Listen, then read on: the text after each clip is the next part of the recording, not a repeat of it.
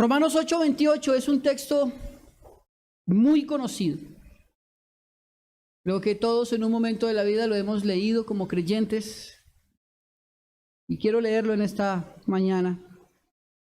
Y sabemos que a los que aman a Dios todas las cosas le ayudan a bien. Dice la versión de las Américas, todas las cosas cooperan para su bien. Esto es, a los que conforme a su propósito son llamados. Y luego el apóstol va a escribir del verso 29 al 30 lo que algunos teólogos llaman la cadena de oro, el orden salutis o el orden de la salvación. Y dice aquí, porque a los que antes conoció también los predestinó para que fuesen hechos conforme a la imagen de su Hijo, para que Él sea el primogénito entre muchos. Y a los que predestinó, a estos también llamó, y a los que llamó, a estos justificó, y a los que justificó, a estos también glorificó. ¿Sabe? Hoy no vamos a tocar esos versos porque tendríamos aquí, duraríamos tal vez todo el domingo y no alcanzaríamos a dimensionar la profundidad de todo esto. Pero el verso 28 es el que quiero que hoy nos llame la atención. Pensando en un año como el que está a punto de terminar, un año que creo que para todos nosotros ha sido un año difícil, en todo el sentido de la palabra, económico, de salud, de trabajo. Este año pareciera que se cumplieron las profecías de Hollywood. ¿Cuántos han visto las películas de zombies que acaban con el mundo? ¿Se han visto? Hay una que se llama Guerra Mundial Z, creo que es. Contagio. Y creo que todos nosotros recién declararon que había pandemia y que había llegado a Colombia, estuvimos en ese mismo desespero, ¿no se acuerdan de eso? Uno no salía a la calle porque qué tal me convierta en zombie y después resulte comiendo cerebros. Todos con la angustia, el temor, la sola angustia nos debilitó. El solo hecho de pensar qué va a pasar con nosotros, de pensar cómo será el día de mañana. Luego nos fuimos como aplomando, acostumbrando a la pandemia, pero a muchos les cambió la vida, sus trabajos ya no son los mismos. Los colegios de los niños, nos tocó a todos acostumbrarnos ahora a ser profesores en casa.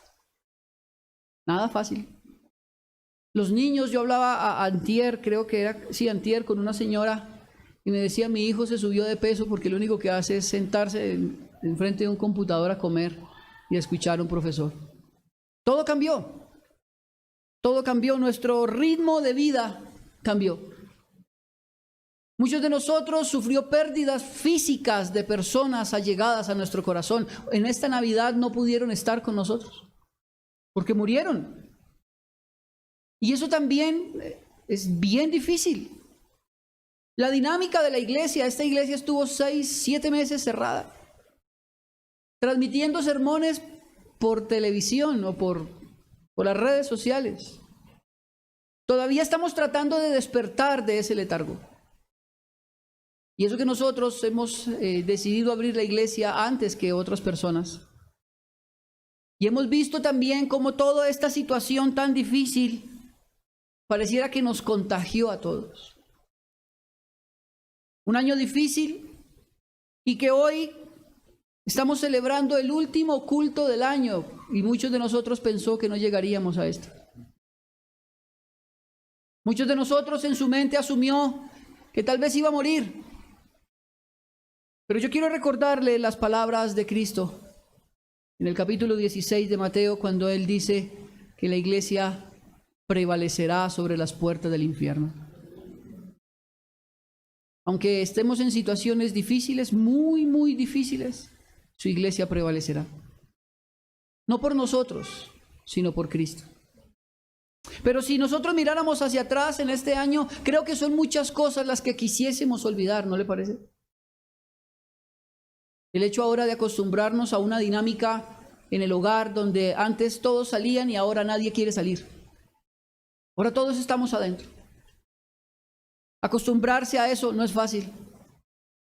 No ha sido fácil para ninguno de nosotros, pero leemos este verso.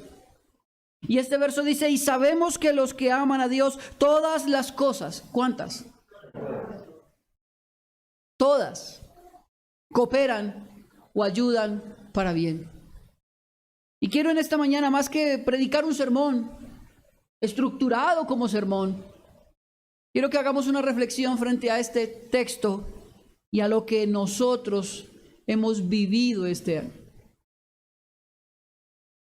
Creo que a todos nosotros este año nos marcó profundamente el corazón, pero como dijo el pastor Miguel Núñez, deberíamos ser muy tontos si continuamos nuestra vida igual que antes de la pandemia.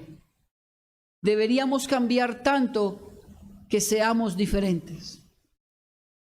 Creo que hemos vivido situaciones durísimas, pero lo primero que el texto nos enseña es, y sabemos. Hay muchas cosas que los cristianos no sabemos. Claramente hay un versículo clave que está en el libro de Job, donde el Señor le pregunta a Job, ¿tú sabes cuándo ha de parir la cabra montesca?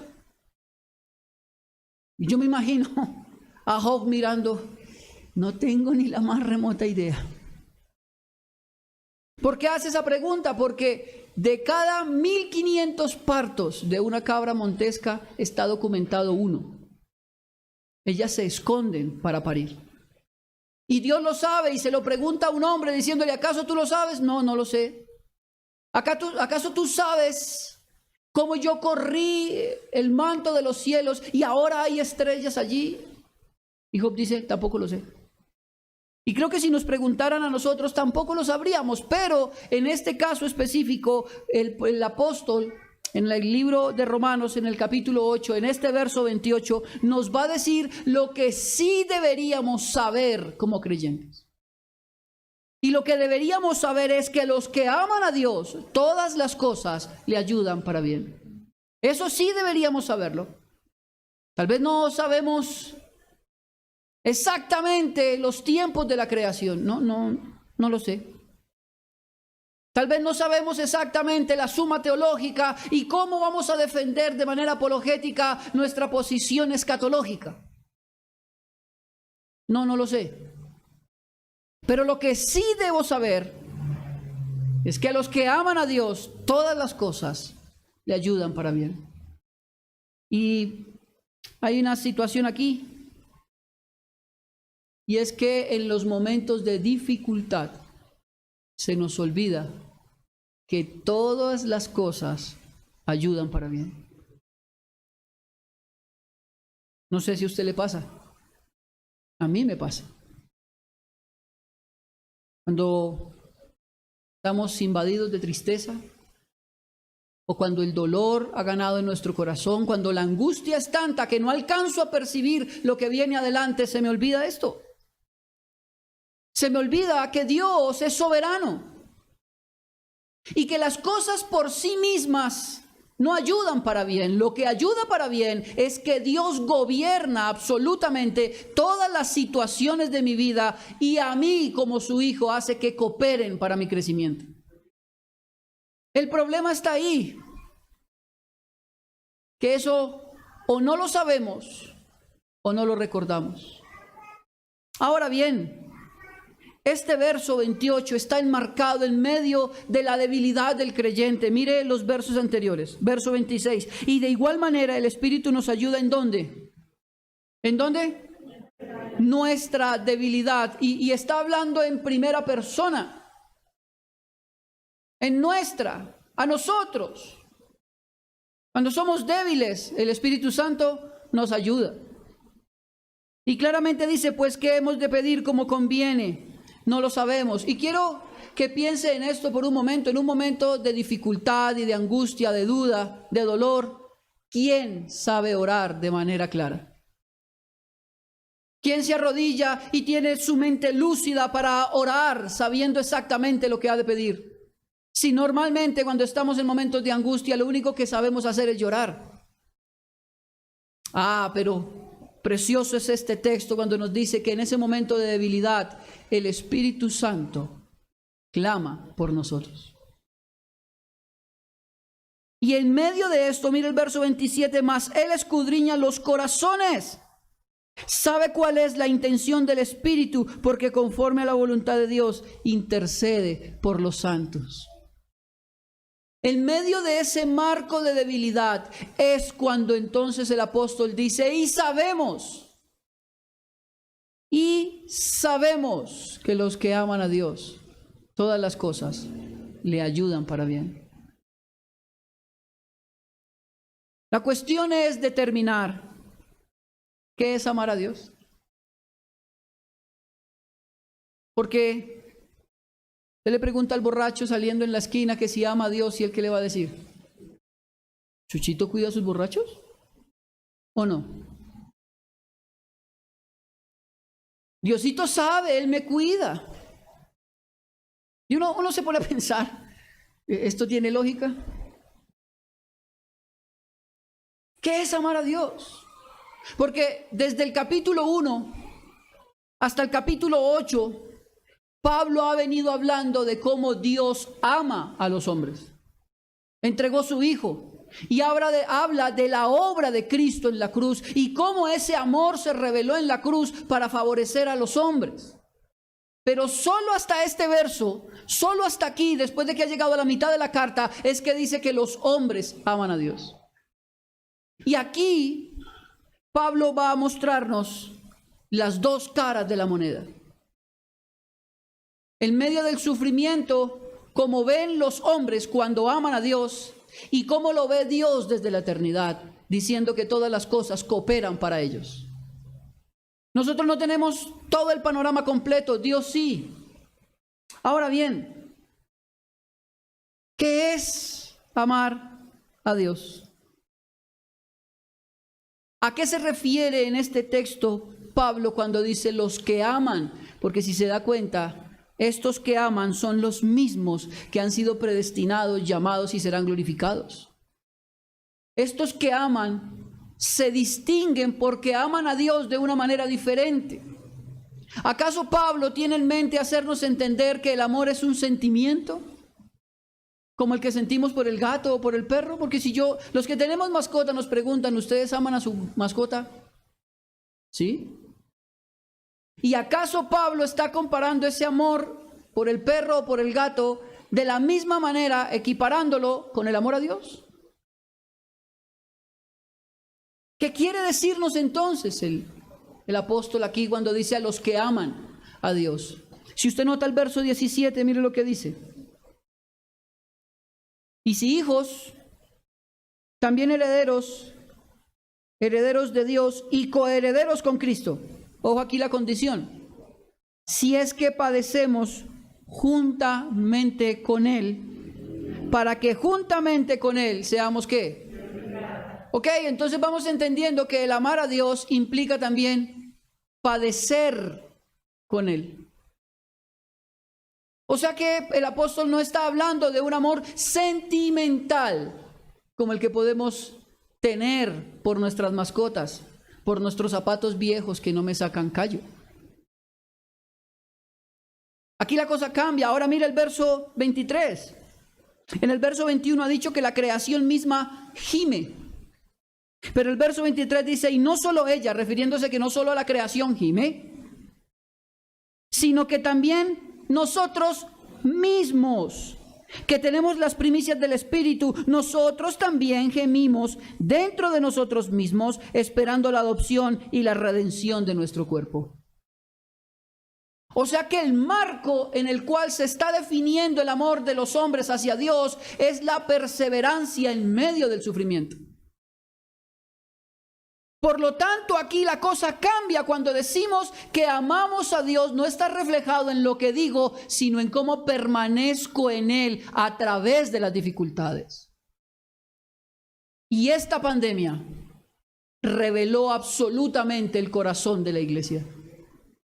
Muchos de nosotros que decían amar a Dios, hoy se devolvieron. Tengo que decir que los que hemos llegado hasta aquí no hemos llegado porque hemos sido más fuertes, sino porque Dios ha sido bueno con nosotros. ¿Qué hemos hecho nosotros? Yo le decía a mi esposa, lo único que hemos hecho ha sido caminar. heridos, pero caminamos. Con llanto, pero caminamos. Con angustia, pero caminamos. Con desazón del día de mañana. ¿Qué irá a pasar con nosotros? Pero creo que ninguno de ustedes se detuvo en caminar. Porque el amor a Dios no es decir, tan lindo mi chuchito que me cuida. Es que mi Señor es tan bello que yo con Él me abrazo todas las noches. Si usted nota, se va a dar cuenta que el apóstol está diciendo que los que aman a Dios son los que perseveran en medio de la dificultad. Y en la debilidad es donde el Espíritu los fortalece, no cuando son fuertes. Y todos hemos visto cómo nuestra vida se derrumbó de un momento a otro. El que tenía un empleo seguro, una economía sólida por el empleo, lo echaron. ¿Y ahora qué va a hacer? Aquellos que consideraron que su salud siempre estaba fuerte, pero se enfermaron. Aquellos que tenían un círculo social importante y ya no lo tiene, ahora ya lo sacan de allí. Porque ahora parece que las personas que tuvieron COVID son desprestigiados sociales. Usted tuvo COVID y eso lo saludan como a 10 metros. Ya ni siquiera por teléfono lo quieren saludar. De pronto el bicho se mete por la línea. Hermano, lo que yo le quiero decir hoy es que amar a Dios implica sufrimiento por Él. Amar a Dios implica negación de mí mismo, de mi comodidad, porque el nombre de mi Señor sea exaltado. Y a estos, exclusivamente a estos que perseveran, es a los que todas las cosas les cooperan para bien. No a cualquier persona. No a cualquiera que tiene como cliché decirlo. Ay, todas las cosas cooperan para bien. Me quitaron una casa, mañana tendré 10. Perdí mi trabajo de gerente, mañana me llaman como presidente. No necesariamente. No es así. Si usted lee el texto se va a dar cuenta que Pablo está enmarcando el amor a Dios en los hombres en medio del sufrimiento. Vuelva a leer el verso 17. Y si hijos, también herederos, herederos de Dios y coherederos con Cristo. Si es, ese sí es que es una condición. Yo soy la princesa del Señor, su heredera. ¿Le suena lindo? Casi que convincente. Pero hay una condición. Si es que padecemos juntamente con Él. Y creo que todos nosotros hoy podemos mirar hacia atrás y darnos cuenta que sí que hemos padecido. Pero el texto es claro. Todas las cosas le ayudan para bien. Por lo tanto, la primera duda que tenemos es esa. Bueno, ¿y quiénes son los que aman a Dios? Los que perseveran. Los que nunca dejan de caminar.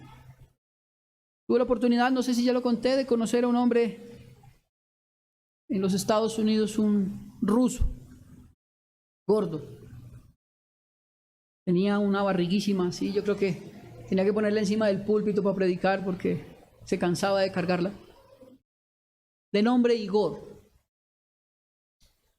Y él se me acercó porque a uno le ponen, ¿cómo se llama? La escarapela y dice de qué país es. Y él leyó que yo era colombiano, entonces me dijo en un español todo extraño, así marcado, así con la R. Me dijo que quería practicar su español y le dije, justo conmigo, con lo que yo hablo. Pero le dije, bueno, está bien. Pidió un café así grandote y me pidió otro a mí y se sentó a hablar conmigo. Preguntó sobre quién era yo, me preguntó sobre la iglesia, estuvimos conversando de eso hasta que yo le pregunté, bueno, ¿y usted cómo llegó al evangelio? Él tiene más o menos 60 años. Él vivió el evangelio cuando la guerra de los Balcanes. Una situación extrema, durísima. Los que han leído algo de historia sabrán las masacres que se vivieron en esa época. Y él me decía que caminaba en medio de las filas enemigas predicando el evangelio. Que literalmente caminó por encima de los muertos, en medio de sangre, de dolor. Y me miró a los ojos y me dijo, lo único que tú no puedes dejar de hacer es caminar. Camina. Nunca te detengas, porque los que amamos a Dios no nos detenemos en ningún momento. Hermano, y yo lo animo a usted hoy, no se detenga. Continúe caminando. Se lo digo por mí mismo, porque a mí también me cuesta. Mi vida como la suya también tiene problemas. Mi vida como la suya también tiene angustias. También hay desazón, pero tengo que decirle lo que dice la Escritura. A los que amamos a Dios, todas las cosas le ayudan para bien. A los que amamos a Dios, los que decimos amarlo, no nos detenemos. Caminamos. Caminamos. No sabemos qué pasará el día de mañana. No sabemos si tal vez mañana podemos morir. Pero aún con esa desazón, sabemos que Dios gobierna todas las cosas para nuestro bien. Por lo tanto, hermano, quiero dejarle claro que el amor a Dios no es un sentimiento banal. El amor a Dios no es decir que levantar las manos y llorar en medio de un culto y decir qué lindo es mi Señor cuando todo va bien. Hay momentos en la vida que van mal. Y Efesios capítulo 6 dice que debemos soportar el día malo. Y cuando él haya pasado, estar firmes. Eso es amar a Dios. Y en este cierre de año, hermano, una vez no se da cuenta de lo que está pasando. Y cuando voltea a mirar atrás, como que siente que las fuerzas se le acaban. Quiero recordarle, usted es de los que ama a Dios. Para usted está prohibido cansarse. Para usted su camino es Cristo. Hebreos capítulo 12 versos 1 y 2 dice, despojémonos pues de todo peso delante de esta nube de testigos y puestos los ojos en Cristo, autor y consumador de la fe, prosigue la carrera. Sigue caminando. Dios está con nosotros.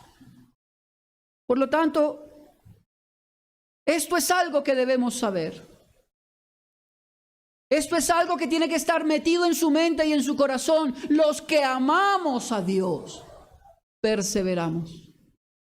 Los que amamos a Dios, aunque estemos heridos, no dejamos de caminar porque el Espíritu Santo en nuestra debilidad nos fortalece. En medio de la debilidad no sabemos cómo pedir, claro que no sabemos, pero el Espíritu sí e intercede por nosotros y nos alinea a la voluntad de Dios. No estamos solos, no estamos huérfanos. No caminamos en un mundo sin un Padre que ha peleado por nosotros, envió a su Hijo por nosotros y su Espíritu está en nosotros para no quedarnos a la mitad del camino. Los que amamos a Dios, esa es la cara de este lado. ¿Qué nos corresponde a nosotros? Perseverar, camine, no se canse. ¿Qué le corresponde a Dios? Organizar de tal manera todas las cosas que eso coopere para mi bien. ¿Cuál es mi bien? Si usted sigue leyendo los versos se dará cuenta, su glorificación en el día de Cristo. Porque a estos mismos que les ayuda para bien todas las cosas son los que antes conoció y llamó, predestinó a estos. Ahora bien, hemos tratado de despejar la duda con qué es amar a Dios, ¿no? Pero el verso dice también que todas las cosas le ayudan para bien. La pregunta es, ¿cuáles cosas? Pero todas ¿son qué? Porque tendemos a decir esto cuando se ve un resultado, ¿no?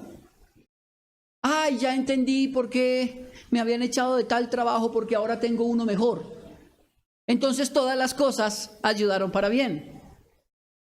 Ya entendí por qué tanto dolor y tanto sufrimiento cuando alguien se enfermó y ahora vi su sanidad.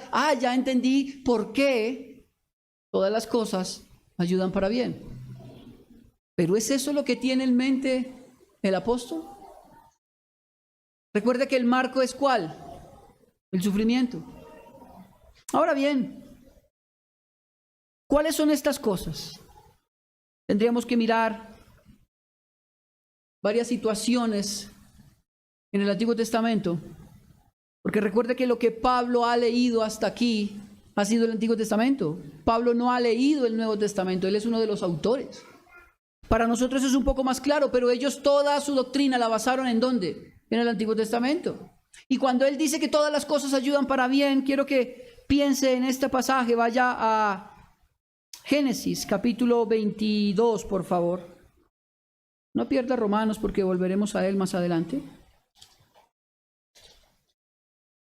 Tengo que decir que este es uno de los pasajes que a mí personalmente más me han edificado. Personalmente. Génesis capítulo 22 es uno de los textos más duros de la Escritura. Piensa en Abraham, un hombre que estaba llegando a los 100 años, su esposa de 90, sin hijos.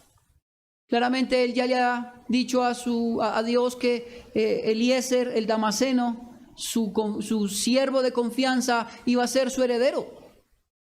Luego aparece su esposa metiéndole a su concubina, a su sierva, y ésta queda embarazada y ahora tienen a Ismael, ¿recuerdan eso? Pero nada que llegue el hijo de la promesa, porque Dios había prometido que les daría un hijo y que en su simiente serían benditas todas las naciones de la tierra, ¿recuerda eso?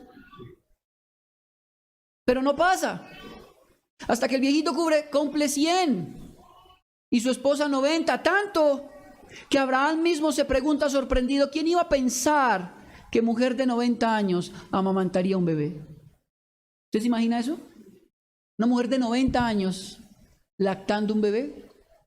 Eso no pasa sino en la Biblia y en la mente de Dios. Pero fue un hecho real. Pero después de todo esto, y en el capítulo 22, sucede algo sorprendente. Aconteció después de estas cosas, verso 1. Que probó Dios a Abraham. Note la palabra, probar. Y es importante que usted la subraye porque no es tentar. ¿Ok? Hay una gran diferencia entre una cosa y la otra. Probó Dios a Abraham. Y le dijo a Abraham, y él respondió: heme aquí, y dijo: toma ahora tu hijo, tu único. Ese también hay que subrayarla, tu único. Juan capítulo 3, verso 16 dice que Dios, ¿qué dice? ¿Quién se lo sabe?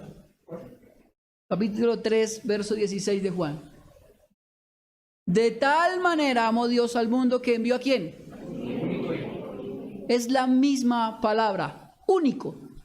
En el hebreo es yashit, es como la corona, como lo más preciado. Le dice aquí: tu único, tu corona, Isaac, a quien amas, y vete a tierra de Moriah y ofrécelo allí en holocausto sobre uno de los montes que yo te diré.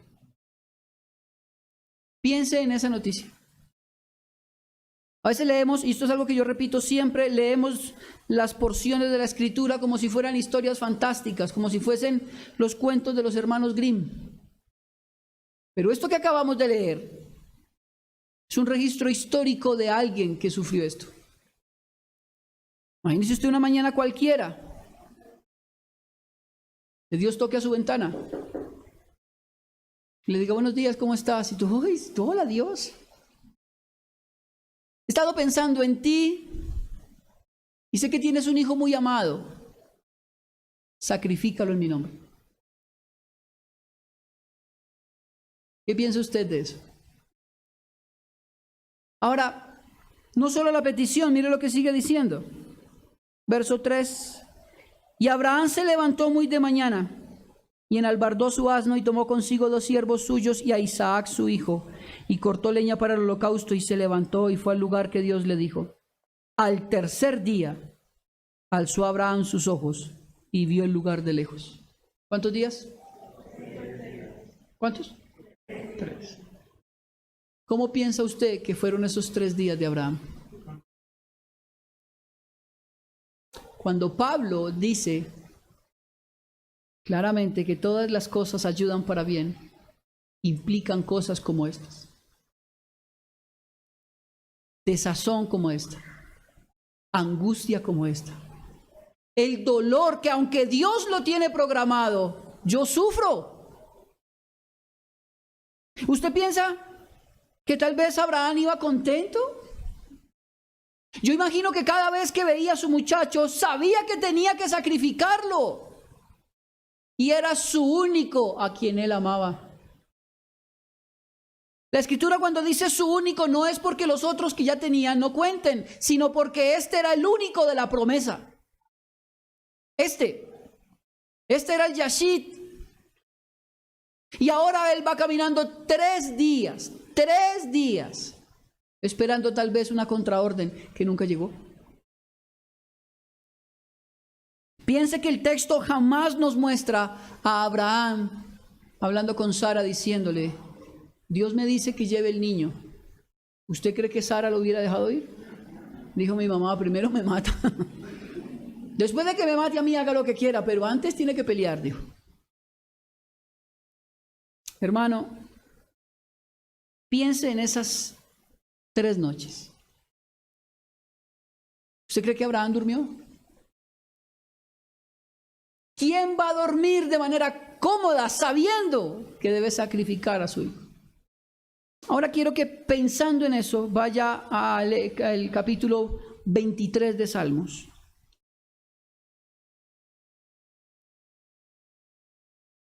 Que es otro salmo, otro texto también muy conocido, ¿verdad? Recuerda que más que predicar hoy estamos haciendo una reflexión frente a este texto.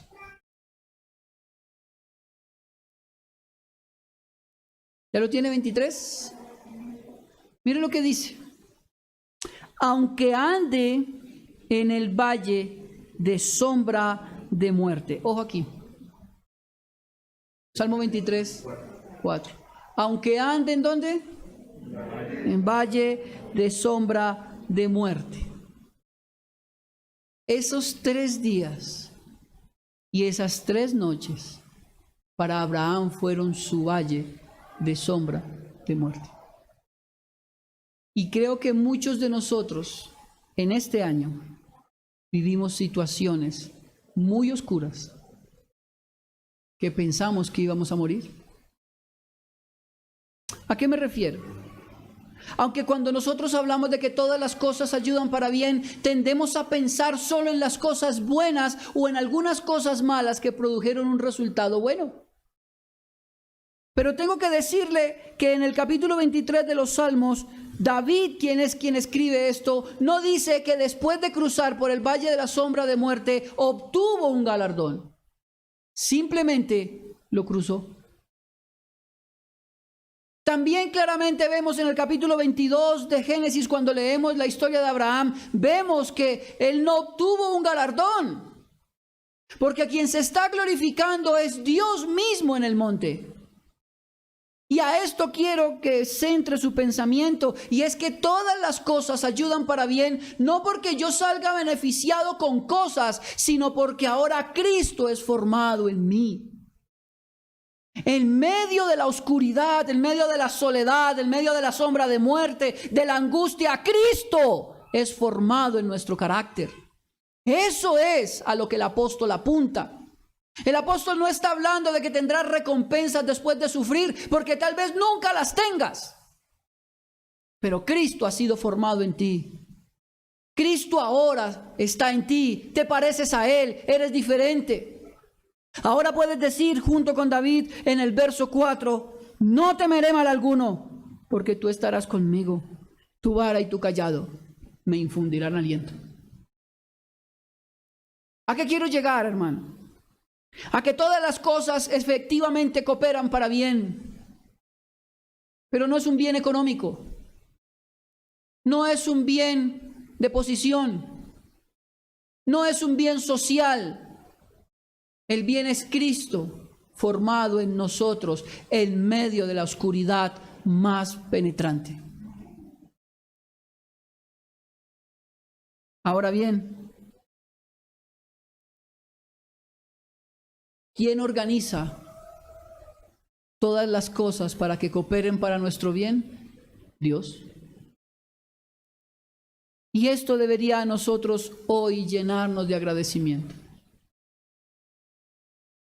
Todos nosotros hoy podemos mirar atrás, le aseguro, y ver cuánto sufrimos. Pero pocos vemos la mano de Dios orquestando esas situaciones para formar a Cristo en mí. El dolor de una pérdida,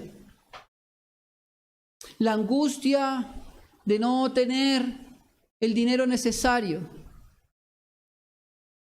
el sentimiento de soledad, la depresión que creo que a todos nosotros nos golpeó este año. Todas estas cosas que vivimos, Dios las orquestó. ¿Para qué? Para nuestro bien. Aún el pecado cometido, Dios lo sanó para nuestro bien. Hermano, quiero que usted en esta mañana vea la mano de Dios en su vida. Quiero que usted piense en semejante amor de nuestro Dios para con nosotros. Piense en este verso, vuelva nuevamente al capítulo 8. Y sabemos que los que aman a Dios, todas las cosas, ¿cuántas? Todas. Buenas, malas, regulares, porque lo que para mí es malo, para Dios es el bien formando a Cristo en mí. Lo que para mí es dolor, para Él no lo es. Y a esto quiero llevarlo hoy, a que usted entienda esto. Mire el texto cómo termina. Esto es, a los que conforme a su propósito, ¿qué dice ahí? Ahora bien, ¿a qué se refiere esto? Porque es algo que también deberíamos pensar. ¿Nunca le hicieron la pregunta que cuál es su propósito en la vida? ¿Y usted qué respondía? No tengo ni idea. Pero aquí dice que aunque yo no tenga claro cuál es mi propósito, Dios sí. Porque claramente dice el texto, esto es a los que conforme a su propósito son llamados. Hay un propósito santo diseñado desde el cielo para cada uno de nosotros. Y conforme a ese propósito, Él nos llamó. Ahora, llamar en el contexto bíblico no es un grito, venga Zulma, o no. Llamar implica una relación personal con el que es atraído. Y el propósito al que yo quiero llegar tiene mucho que ver también con esto. Vaya a Génesis capítulo 50.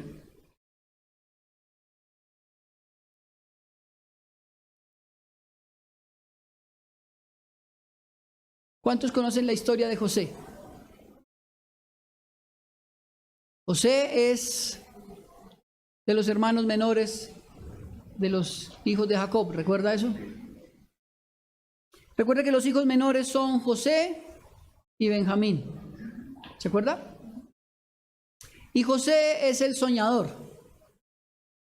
Bueno, de hecho, los primeros capítulos de Génesis, en los 38, 40, ahí nos muestra que aparte de que era un hijo consentido, que le habían dado una túnica de colores, era el comunicador de la familia, porque él era el que le contaba a su papá lo que hacían sus hermanos. Es lo que nosotros normalmente llamamos como el sapo de la casa. Pero la Biblia dice que él comunicaba, ¿sí? Suena mejor. Y tiene sueños. Y tiene uno donde él dice que unas espigas, unos manojos se doblaban ante él. Y sus hermanos son quienes interpretan el sueño y le dicen, entonces ahora usted es el rey, entonces. Nosotros vamos a adorarlo a usted. Luego él tiene otro sueño y dice que el sol, la luna y las estrellas se inclinaron ante él. Y es su papá el que le dice que, ¿cómo así? Entonces ahora yo también tengo que inclinarme ante usted. La cosa empieza a ser aquí tramada, una historia muy difícil porque sus hermanos deciden que hay que matarlo. Piense en eso, que su hermano piense en asesinarlo a usted. A veces mi hermana me sacaba el mal genio, pero tanto como para matarla, no. No. O usted no tiene un hermano que le saca la piedra. ¿Sí? Daniel. Pero tanto como que lo voy a matar. No. Pero esto sí. Y fraguaron un plan para matarlo y lo tiraron dentro de una cisterna. Y mientras él está allí, dice el texto bíblico que sus hermanos arriba estaban comiendo. Tranquilos. Decidiendo si lo matan o no, hasta que Rubén, que es el mayor de la casa, él dice, no lo matemos, hagamos otra cosa, vendámoslo. ¿Cuánto me darían por mi hermana? No sé. Sería muy duro venderla, no, mentiras. Piense en eso. Que sus hermanos se sienten a pensar, ¿a quién se lo vendemos? Y lo peor es que lo venden. Se lo venden a una tribu de nómadas que negociaba con esclavos, exponiéndolo a cualquier cantidad de peligros.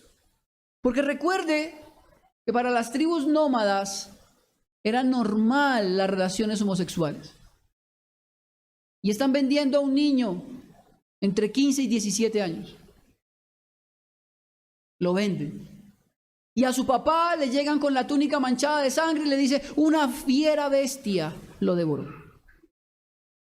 Y el luto de este hombre es casi de 30 años. Ahora aparece José en una nación completamente diferente, vendido como esclavo, y luego de que es vendido como esclavo en la casa de Potifar, que es uno de los que está al mando con Faraón. Dice el texto bíblico que ahora José se pone a cargo de la casa de Potifar hasta que la esposa de Potifar se enamora del muchacho. ¿Y le parece que está bueno, agradable y perfecto?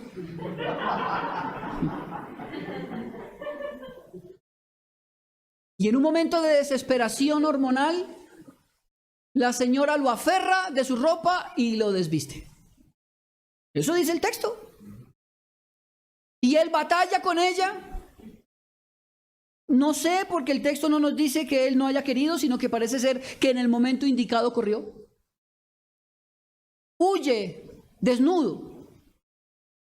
Y dice el texto que ella se queda con la ropa del muchacho como cual novela de La Rosa de Guadalupe, así, mirándolo y ella así. Eso sucede. Pero ella queda herida en su dignidad. ¿Cómo es posible que este muchachito no quiera tener nada conmigo? Recuerde que ella es la dueña de la casa. Y seguramente tenía que ser una mujer absolutamente hermosa. Pero José la rechazó. Y creo que le golpeó el orgullo durísimo. Este esclavo me rechazó. Efectivamente, ahora ella fragua un plan y le dice a su esposa, él intentó violarme. Potifar parece que en medio de esto no le cree mucho a su esposa, pero está obligado a guardar la dignidad de su esposa. Y lo meten preso cuando debieron haberlo matado. Por tan solo la acusación, el esclavo debía morir. Pero lo meten preso. Y ahora José pasó de ser un esclavo en una casa a ser un preso bajo una sentencia, bajo una condición o una acusación donde él era inocente. Está preso. Y dice el texto bíblico que ahora que él está preso, él se pone a cargo de la cárcel.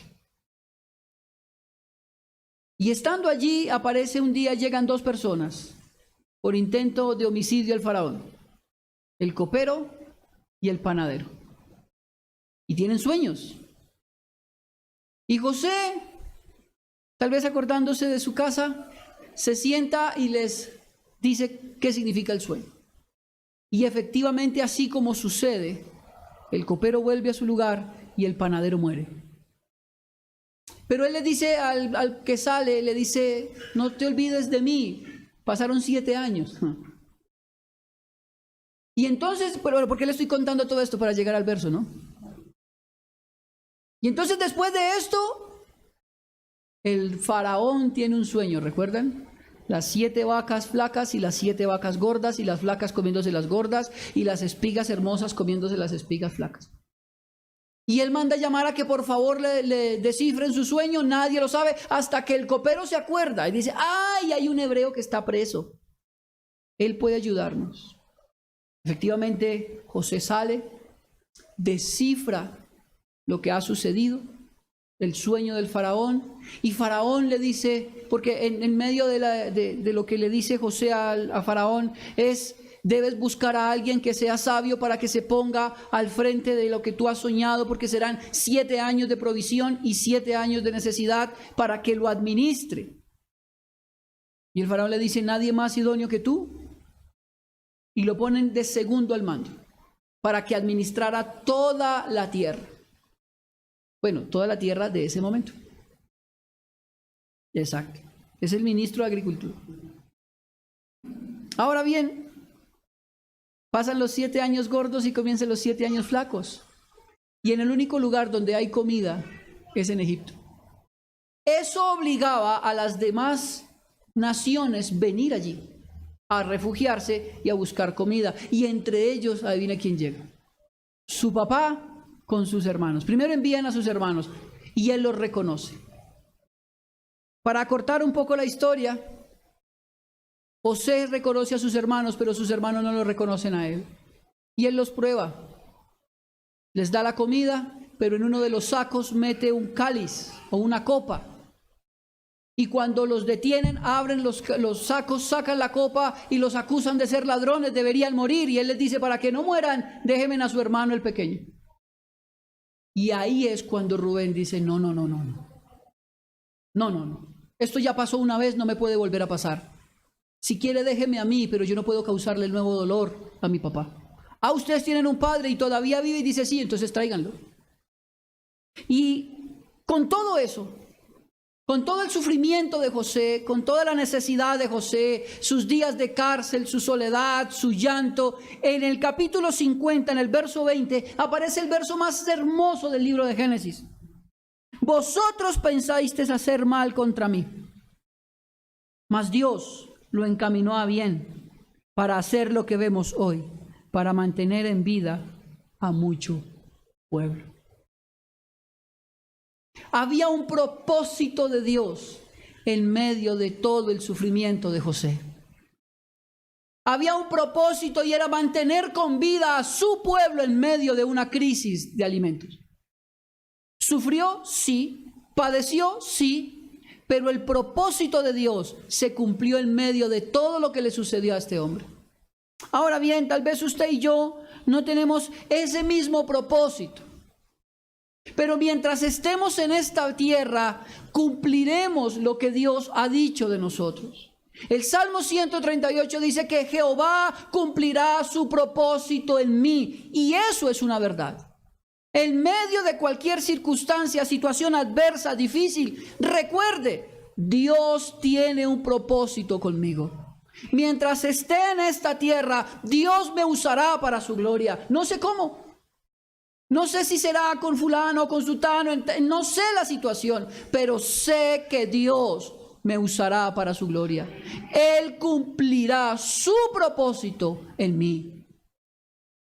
Por lo tanto, hermana o hermano, cuando usted ve este verso y sabemos que a los que aman a Dios, todas las cosas le ayudan a su bien, esto es, a los que conforme a su propósito son llamados, piense en este año. Piense en las dificultades, pero ahora quiero que piense que todo eso que usted vivió, Dios lo orquestaba.